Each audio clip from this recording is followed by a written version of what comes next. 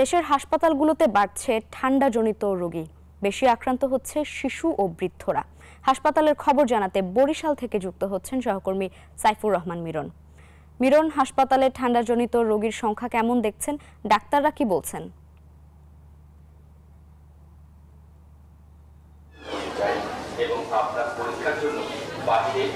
ধন্যবাদ লাইবা, আপনি ঠিকই বলেছেন যে সারা দেশেই যে তীব্র শীত পড়তে শুরু করেছে এবং সেই সঙ্গে বাড়ছে শিশু এবং বয়স্কদের নানান উপসর্গ।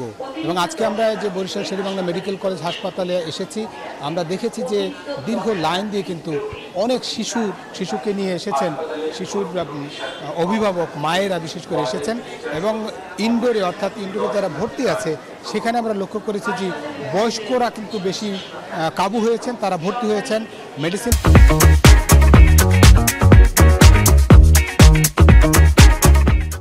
বিভাগে। আমরা দেখেছি সেখানে অনেক বয়স্ক রোগীরা ভর্তি আছেন এবং শিশু বিভাগে আন্তঃবিভাগে ভর্তি হয়েছেন। সেখানে দেখেছি এক একটা বিছানায় 2-3জন শিশু কিন্তু ভর্তি হয়ে চিকিৎসা নিয়েছেন এবং তারা অধিকাংশই এসেছেন ডায়রিয়া, সর্দি, কাশি, নিউমোনিয়া এরকম নানান উপসর্গ নিয়ে। এবং অন্যদিকে বয়স্ক যারা এসেছেন তারাও বক্ষব্যাধি এবং অ্যাজমাজনিত অর্থাৎ শ্বাসকষ্টজনিত রোগ নিয়ে কিন্তু তারা হাসপাতালে এসেছেন এবং ভর্তি হয়েছেন।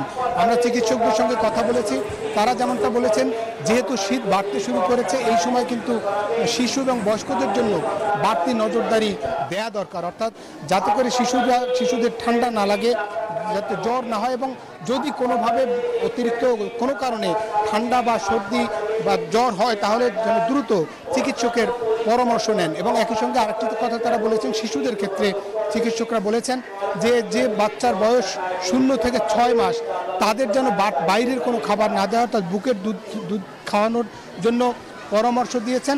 এবং একই সঙ্গে তারা বলেছেন যে বুকের দুধ খাওয়ালে রোগ প্রতিরোধ ক্ষমতা বাড়ে এবং বয়স্কদের জন্য বিশেষ করে গরম কাপড় চোপড় পরিয়ে রাখার জন্য পরামর্শ দিয়েছেন, বাইরে বের না হওয়ার জন্য পরামর্শ দিয়েছেন। এই ছিল মূলত বরিশালের শেরেবাংলা মেডিকেল কলেজ হাসপাতালে ঠান্ডাজনিত রোগের যে উপসর্গ নিয়ে যারা এসেছেন সেই খবর। ফিরছি স্টুডিওতে লাইভা।